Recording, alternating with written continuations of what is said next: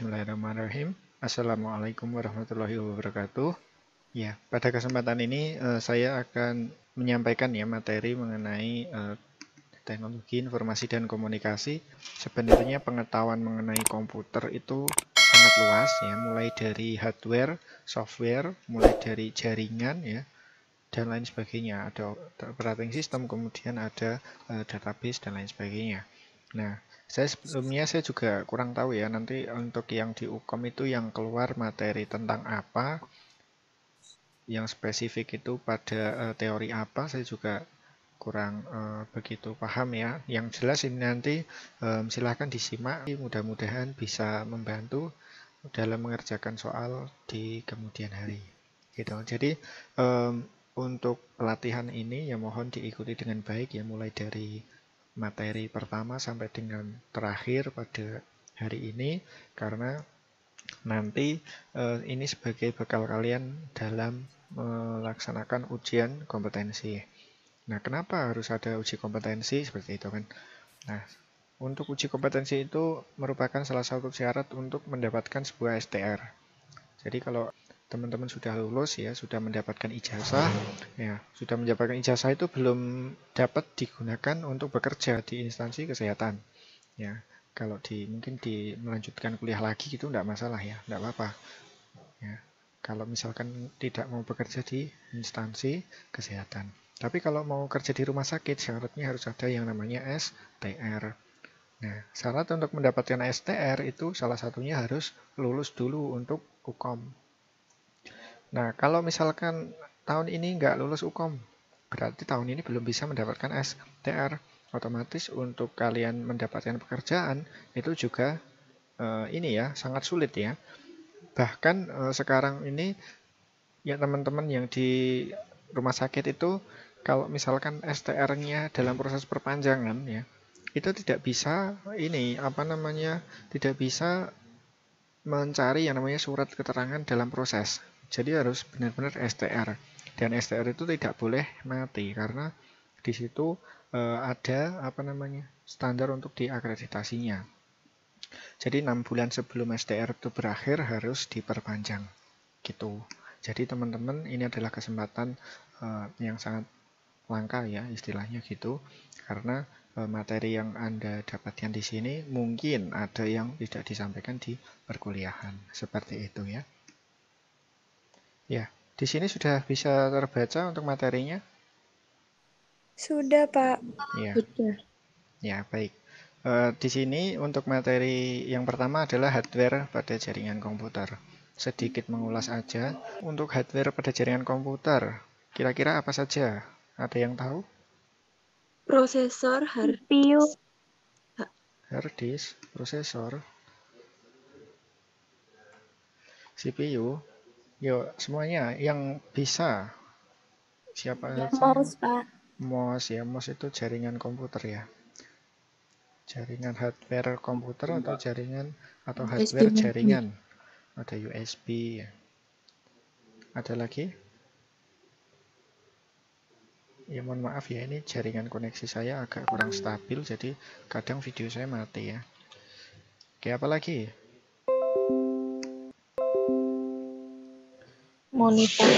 Monitor. Nah, semuanya sebenarnya semua yang disebutkan itu tadi ya, itu adalah sebuah hardware.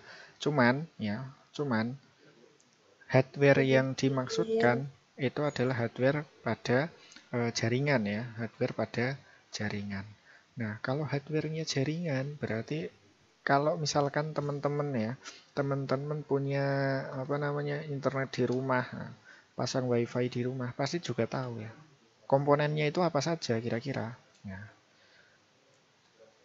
Kabel. iya, itu yang pertama adalah yang namanya kabel. Ada yang tahu kabel itu apa? Ya, kabel itu adalah alat penghubung. Ya. Ini yang pertama adalah kabel.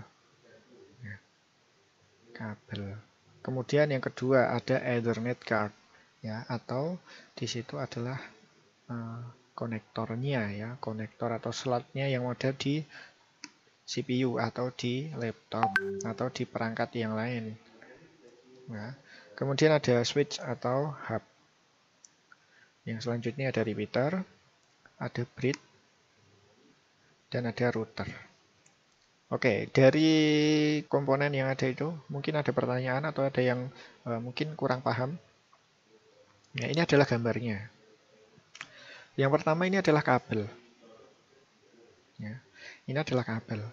Kabelnya ini tipe apa? Kabel apa ini? Kabel UTP. Kemudian konektornya ini, yang kaca ini, namanya adalah konektor RJ45. Kabel ini ada 8 warna yang berbeda. Ada putih oranye-oranye, putih hijau biru, putih biru hijau, putih coklat-coklat. Yaitu adalah warna pada kabelnya. Kemudian di sini ada yang namanya coaxial cable. Ya, coaxial cable. Teman-teman bisa menemukan kabel koaksial ini adalah pada semua orang, semua teman-teman semua, itu pasti di rumah ada yang namanya kabel koaksial ini. Ya. Di mana itu? Di mana? Ada yang tahu? Antena. Di mana, Mas?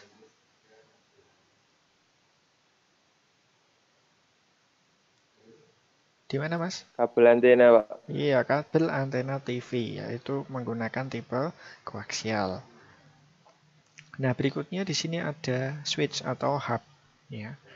Itu sebagai apa? Sebagai percabangan, ya. Kalau di sini saya punya koneksi internet satu, ya. Ini biasanya ini namanya router, ya. Router itu adalah penyedia atau yang memancarkan sinyal WiFi. Nah, itu namanya router. Nah, berikutnya router itu dari penyedia jasa internet, Telkom dan lain sebagainya. Nah, itu masuk router sini, dipancarkan sinyalnya. Tapi saya punya komputer nih, ada 5 komputer. Kalau komputer itu tidak ada wifi-nya, ya, berarti kita butuh yang namanya ini hub atau switch, ya. Dari sini kabelnya ditancapkan di sini, kemudian dari sini itu baru dicabangkan ke 5 komputer. Itu fungsinya, ya. Kalau kalian punya listrik ya di rumah, ya, kalau ada listrik itu ada istilah T, ya, ada stop kontak yang banyak itu, ya. Nah, sama kalau di jaringan ya itu namanya hub, membagi sumber daya. Nah, ini adalah Ethernet card, ya. Di sini ini ada tempat untuk memasang pada kabelnya ini, ya. Kalau biasanya di laptop juga ada seperti ini, tinggal ditancapkan aja gitu. Nah, ini kabel. Nah, ini pengantar mengenai hardware, ya, hardware pada jaringan. Nah, mungkin sampai sini ada pertanyaan dulu enggak mengenai jaringan atau hardware? Ada pertanyaan? Boten, Pak. Oh, mboten. Oke, kita lanjutkan, ya. Nah, untuk yang berikutnya, ya, fungsi, ya, kemudian fungsi. Nah, di sini ada istilah switch atau hub, tadi fungsinya adalah untuk membagi sumber daya, kemudian ada istilah repeater. Repeater itu adalah menguatkan sinyal. Contohnya gini, di suatu kampus, ya, di lantai 1 itu ada jaringan internet atau ada sinyal WiFi. Nah, kemudian di lantai 2, di situ tidak sampai untuk WiFi di lantai 1 tadi, ya, tidak sampai. Nah, kemudian agar sampai bagaimana, ya, agar sinyalnya itu sampai di lantai 2 bagaimana? Itu memasangkan satu perangkat lagi, ya, memasangkan repeater itu tadi di lantai 2, kemudian menguatkan sinyal yang dari lantai 1 itu. Itu fungsi repeater, ya. Jadi untuk menguatkan sinyal, gitu. Itu adalah repeaternya. Nah, kemudian ada bridge, ya. Bridge itu adalah kalau bahasa Indonesianya bridge itu apa? Jembatan. Ya, jembatan, ya. Bridge itu adalah jembatan. Ya, jembatan maksudnya apa? Ya, kenapa di jaringan ada jembatan? Nah, fungsinya hampir sama dengan repeater, cuman kalau yang ini adalah lebih, ya, lebih ibaratnya lebih fleksibel gitu.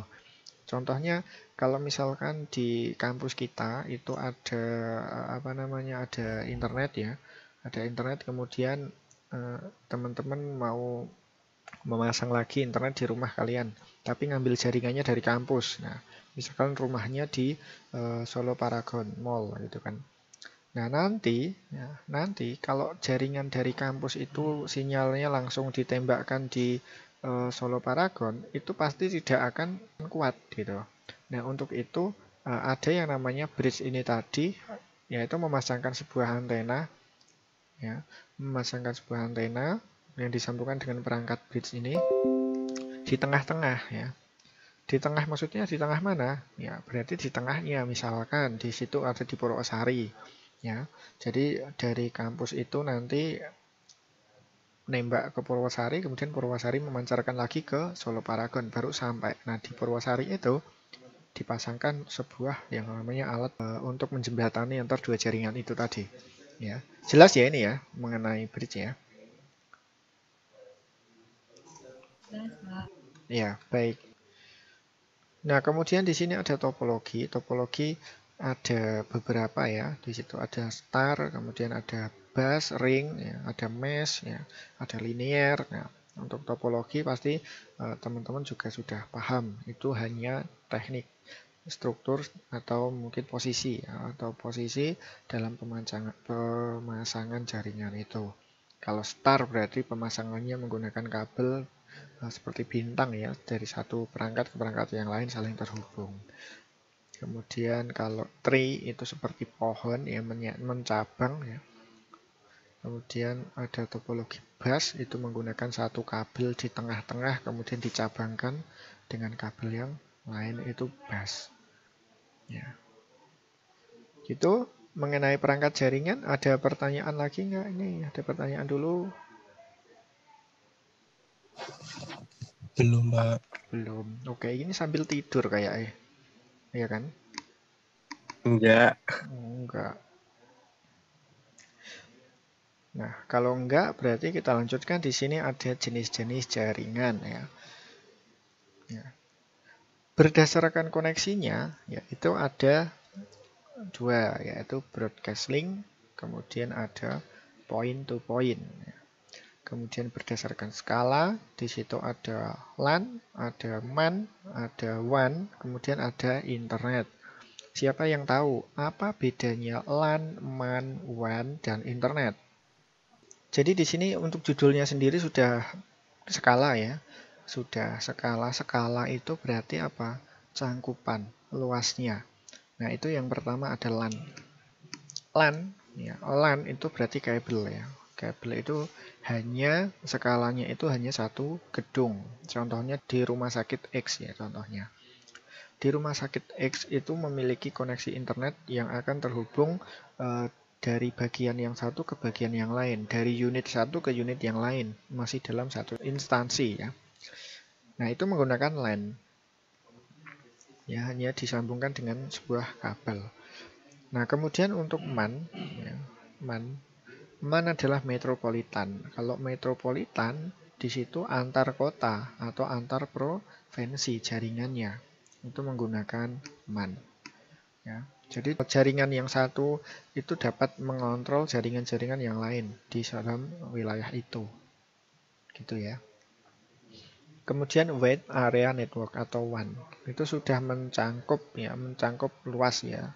Misalkan antar pulau itu sudah menggunakan WAN dengan koneksi kabel di bawah laut seperti itu ya. Nah, kemudian untuk yang selanjutnya ada internetwork. Kalau internetwork itu adalah internet itu sudah penggabungan antara ketiga jaringan itu. Yang mana internet itu sudah mendunia ya, mengglobal seperti itu. Nah, itu kemudian ada berdasarkan topologi ada bus, star, ring, ya, ada mesh. Kemudian ada berdasarkan protokol itu ada Ethernet, kemudian ada token ring dan lain-lain. Kemudian berdasarkan arsitekturnya itu ada peer-to-peer, client server atau hybrid. Nah, ini yang sering keluar itu seperti ini. Ada istilah ya. Ada istilah peer-to-peer, ya. Kemudian ada istilah client server, kemudian ada istilah hybrid. Peer-to-peer, ini adalah kalimat yang sangat umum ya. Siapa yang tahu peer-to-peer itu apa? Peer-to-peer. Dari 270 orang ya, nggak ada yang paham ya. Nggak ada yang mau menjawab ya. Apa itu peer-to-peer ya? Ya, peer-to-peer dan client server ya. Kalau peer-to-peer, peer-to-peer itu antara klien atau antara komputer satu dan komputer yang lain itu bertindak sama. Sama maksudnya di situ bisa menjadi server, itu bisa menjadi klien. Ya, itu peer-to-peer. Contohnya adalah kalau teman-teman pernah praktek di puskesmas ya. Di puskesmas itu menerapkan peer-to-peer ya, yang mana komputer server itu ya dipakai sebagai komputer pendaftaran. Jadi untuk komputer pendaftaran dan komputer server itu jadi satu. Kemudian komputer di unit atau di bangsal atau di poliklinik itu nyambung ke komputer pendaftaran. Sistem informasinya berada di komputer pendaftaran. Kalau komputer pendaftaran itu sharing data dapat diakses oleh komputer-komputer yang ada di unit yang lain. Itu adalah peer-to-peer. Kemudian kalau client server di situ adalah satu komputer server dan satu komputer client. Itu berbeda. Biasanya itu menggunakan sistem operasi server. Ya. Contohnya di situ adalah di rumah sakit ya. Kalau rumah sakit itu komputer klien berada di unit pelayanan. Kalau komputer server itu biasanya di bagian IT ya, di ruangan server sendiri. Jadi tidak jadi satu ya. Itu adalah klien server. Jadi untuk sistem informasinya, sistem informasi rumah sakit itu berada di komputer server itu, gitu ya. Jadi berbeda. Kemudian hybrid. Kalau hybrid bagaimana? Hybrid itu penggabungan ya, penggabungan antara peer-to-peer dan client server, gitu. Ya. Ada komputer yang bertindak sebagai server, ada server utama juga. Nah, itu adalah hybrid. Nah, untuk yang berikutnya di sini ada LAN ya. Tadi sudah saya jelaskan mengenai LAN ya. Kemudian MAN sudah. Ini contohnya ya kalau MAN. Nah, ini adalah satu menggunakan satelit ya. Kemudian server itu disebarkan oleh satelit, kemudian diterima oleh komputer yang lain. Ini contohnya adalah IndiHome. Kalau teman-teman menggunakan IndiHome di rumah ya, di situ menggunakan TV kabel. Jadi untuk kualitas gambarnya juga lumayan jelas, tidak banyak semutnya ya. Nah, karena apa? Koneksinya menggunakan kabel, dapat dikontrol oleh Telkomnya, gitu. Nggak di Telkom per kota, tapi di Telkom pusat Jakarta seperti itu. Gitu. Kemudian kalau WAN ya mencangkut ya di situ ada ATM dan lain sebagainya. Itu bahkan sampai benua. Nah, saya rasa itu untuk hardware jaringan, tapi jangan senang dulu ya. Kita masih ada session yang kedua. Nah, sampai sini ada pertanyaan dulu enggak? Tidak, kita lanjutkan ya mengenai basis data. Basis data itu apa? Ayo, ada yang TA-nya komputerisasi siapa? Cuman gitu aja jawabnya. Ya, ayo Mas, apa Mas? Basis data itu apa? Atau database? Kalau Inggrisnya database, apa?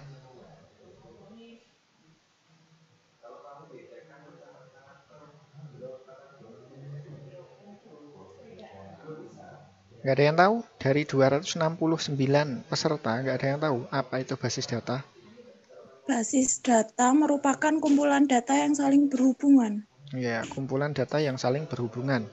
Boleh ya. Ya intinya yaitu, ya basis data itu adalah kumpulan dari data-data yang terhubung menjadi satu. Gitu. Ya. Itu adalah basis data. Atau database. Gitu.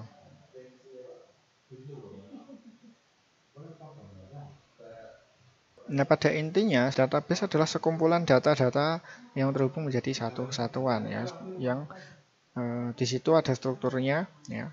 Untuk mengelola database ya diperlukan yang namanya DBMS. Ya. Basis data. Basis data. Kalau bicara masalah basis data, Ya, contohnya di sini adalah sistem informasi rumah sakit yang sangat mudah ya.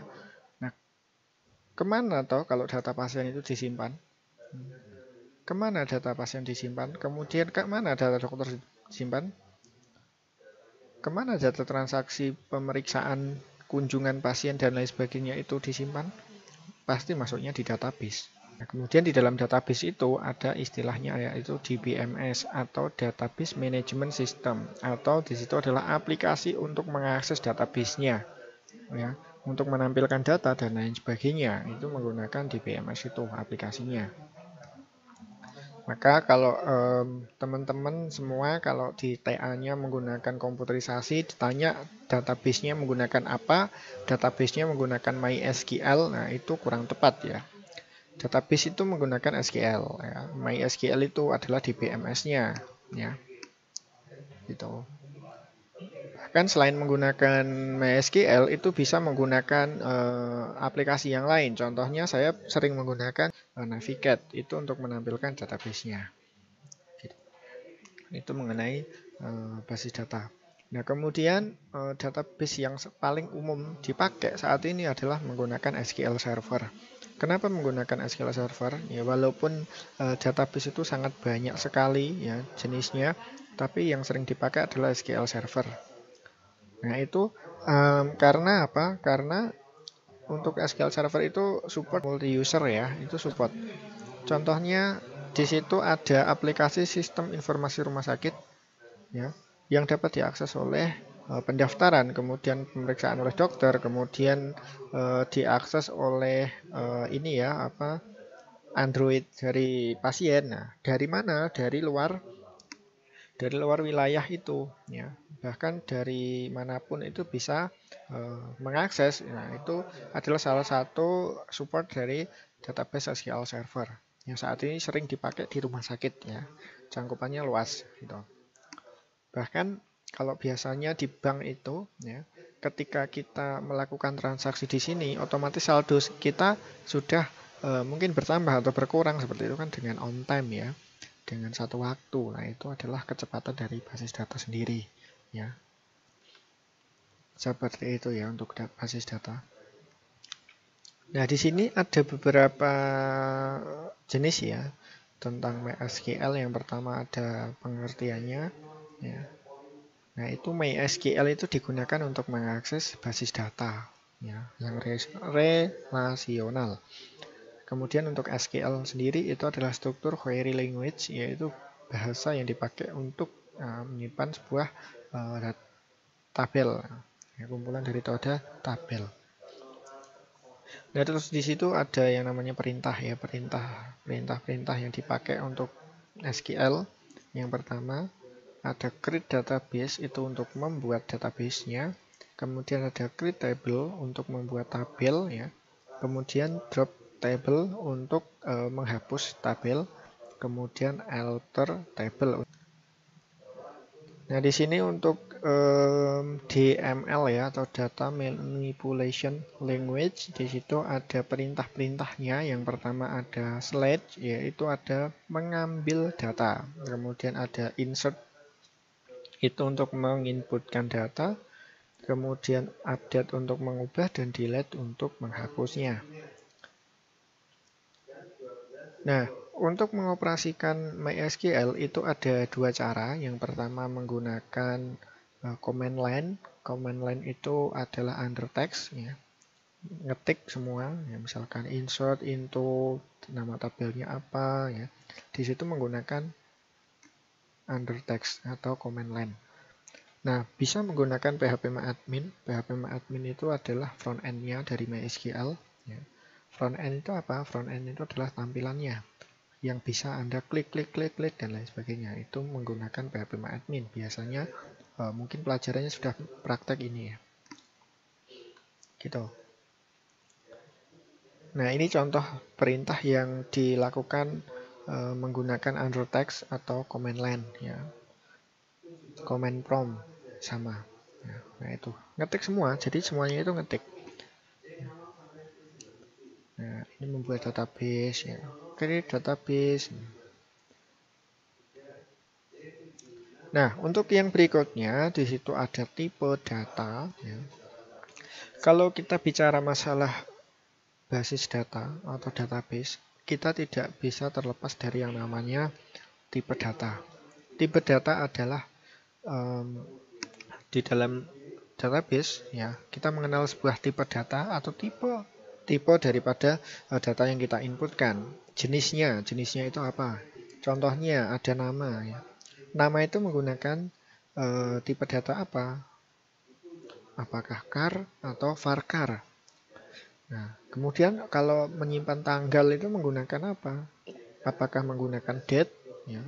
Kemudian date time. Ya. Kalau misalkan menginputkan rupiah ya di kasir ya, misalkan 200.000, 300.000 itu menggunakan apa? Nah, itu semua harus berbeda. Karena apa? Karena di dalam sebuah pemrograman itu terkadang tidak support yang namanya tipe data yang berbeda ya. Contohnya nama menggunakan integer itu pasti tidak mungkin ya. Karena apa? Integer itu berupa angka, hanya bisa menyimpan sebuah angka. Ya. Integer. Contohnya di situ adalah angka yang dapat dihitung. Dihitung, contoh daripada angka yang dapat dihitung itu adalah rupiah. 355.622, 333 itu adalah yang dapat dihitung. Kalau yang tidak dapat dihitung, contohnya adalah nomor telepon, NIK KTP. Coba kalau NIK KTP dihitung bagaimana? 300 miliar, nah nggak bisa kan ya? Itu semua harus berjenis angka yang dapat dihitung itu integer. Nah, kalau misalkan NIK menggunakan apa? Nah, NIK itu bisa menggunakan char, bisa menggunakan varchar. Ya. Namun bedanya char dengan varchar, nah kalau char itu keterangannya adalah string yang panjang, tetap sesuai dengan yang ditentukan. Contohnya saya membuat sebuah field, ya, field NIK KTP, tipe data char, kemudian untuk panjangnya itu saya tentukan 15 karakter, gitu kan. Nah, kalau NIK itu diisi dengan nomor SIM dengan hanya misalkan 10 angka ya. 10 angka berarti tercatatnya yang dipakai tetap 15 karakter tadi sesuai dengan yang ditentukan di awal. Nah, hal itu dapat ini ya, untuk database-nya sendiri itu terkadang boros ya. Boros apa? Boros space ya. Seperti itu. Nah, kemudian solusinya bagaimana? Solusinya menggunakan varchar. Kalau varchar itu berapapun nilai yang ditentukan itu akan terbaca sesuai yang diinputkan. Contohnya NIK KTP berjumlah 15 karakter menggunakan varchar. Walaupun diisi dengan nomor SIM yang berjumlah kurang dari 15, tetap dihitung sesuai dengan yang diinputkan tadi. Kemudian ada float ya, float. Float itu adalah angka pecahan ya. Misalkan 2,5, 3,5. Kemudian date itu adalah waktu. Bisa menggunakan format year, month, dan date. Ya, YYMMDD. Kalau di dalam inputan di komputer itu ada memilih tanggal, itu biasanya adalah tanggal bulan tahun, tapi nanti ketika disimpan di database itu akan berubah menjadi tahun, bulan, dan tanggal. Kemudian ada blob dan long blob, yaitu teks yang maksimum sekian ya, banyak sekali tuh karakternya. Biasanya blob atau long blob itu untuk lampiran ya, lampiran file seperti itu. Karena untuk file yang diupload itu biasanya dirubah menjadi biner, angka biner, kemudian ketika nanti dapat diakses ya, diakses kembali itu akan tampil sebagai lampiran asli. Makanya terkadang itu kalau upload sebuah file disimpan ke database ya, kadang file itu tidak bisa dibuka, kadang file itu rusak. Nah, itu kadang terserang seperti itu. Nah, ini adalah contohnya database dan tabelnya. Ya, yang pertama ada field nomor, Nomor menggunakan integer, not null berarti tidak boleh kosong. Ya, primary key, ya berarti itu adalah angka unik.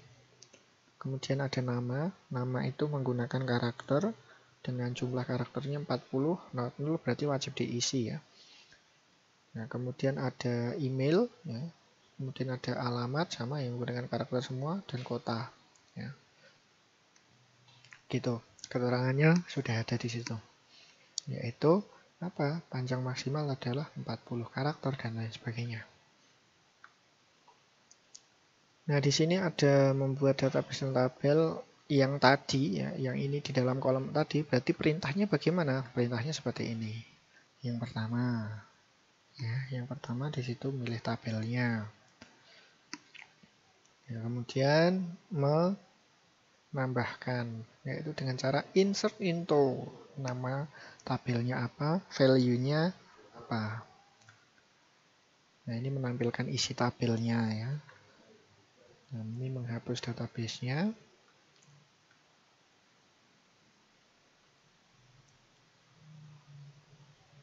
Ya, mengenai database mungkin itu ya. Nah, ini adalah contohnya ya, dasar-dasar dalam MySQL ya. Select from, ya. Select bintang ya. Select bintang itu adalah pilih semua ya.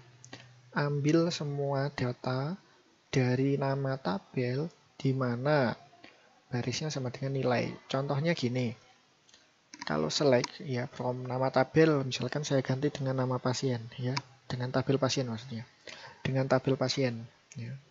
Di mana nomor RM sekian. Berarti saya memilih atau menampilkan data pasien dengan nomor RM sekian. Nah, itu perintahnya adalah select bintang from pasien where RM sama dengan nomornya berapa. Itu contohnya. Nanti yang tampil hanya pasien itu. Bintangnya apa? Bintang itu semuanya. Data yang ditampilkan itu akan, data yang disimpan database itu akan semuanya ditampilkan. Ada nama, NIK, dan lain sebagainya. Itu ditampilkan semua.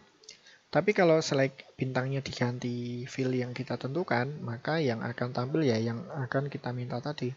Misalkan select nama, umur, from pasien, where, nomor RM sama dengan 001. Nah, berarti yang tampil hanya nama dan umur saja. Gitu. Mudah ya ini ya. Kemudian menampilkan data dengan nama awal diawali dengan huruf T. Berarti apa? Kalau awal itu yaitu select bintang from misalkan pasien where live ya, tanda kurung buka, nama ya, nama pasien atau field namanya itu apa, koma, berapa huruf yang akan diambil, misalkan 1 ya, 1 ini 1 T, berarti yang diawali dengan T. Seperti itu. Nanti materinya bisa dibaca sendiri ya. Nah, itu mungkin. Nah, ini ada PHPMyAdmin ya, contoh PHPMyAdmin. Nah, ini contohnya yang biasa teman-teman praktekkan di rumah ya. Nah, lebih mudah menggunakan ini ya, PHPMyAdmin ya, soalnya tinggal diklik-klik saja. Kalau yang tadi under text kan harus diketik ya. Gitu. Ya. Kemudian di database itu ada istilah P, I, dan U. P itu primary, I itu index, U itu unique. Nah, di situ ada primary itu memberi kunci yang unik. Ya. Misalkan name, nomor RM, itu primary. Oke, itu ada pertanyaan enggak ini sampai sini?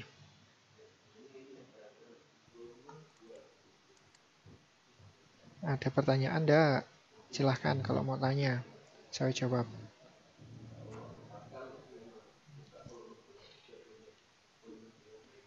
Wonten sing ditangkletke napa mboten? Mboten, Pak. Oh, mboten. Belum. Dereng, Pak. Jelas ya.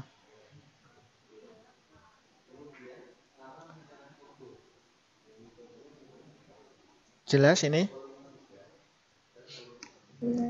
Sudah, Pak. Sudah. Oke. biasanya kalau di Ukom itu yang keluar adalah studi kasus. Nah, ini yang saya sampaikan tadi adalah teorinya. Jadi untuk studi kasus itu apa maksudnya? Contohnya seperti apa? Nah, soalnya sendiri adalah vignette. Misalkan di sebuah rumah sakit itu akan menerapkan jaringan internet ya, akan memasang jaringan internet kemudian yang dapat diakses melalui beberapa bangsal. Akan tetapi internet yang tersedia hanya di ruang server. Bagaimana cara menghubungkan jaringan agar bisa diakses oleh unit manapun? Nah, itu menggunakan media apa? Nah, gitu kan. Nanti itu pasti di perangkat jaringan tadi yang sudah saya sampaikan. Seperti itu ya, nanti soal-soalnya seperti itu. Oke, itu untuk materi yang saya sampaikan ya. Mungkin saya kira cukup untuk pertemuan pada pagi hari ini. Mudah-mudahan yang saya sampaikan bisa bermanfaat. Ya, apabila dalam penyampaian saya ada tutur kata yang kurang berkenan, saya mohon maaf. Terima kasih atas perhatiannya. Assalamualaikum warahmatullahi wabarakatuh. Waalaikumsalam warahmatullahi wabarakatuh.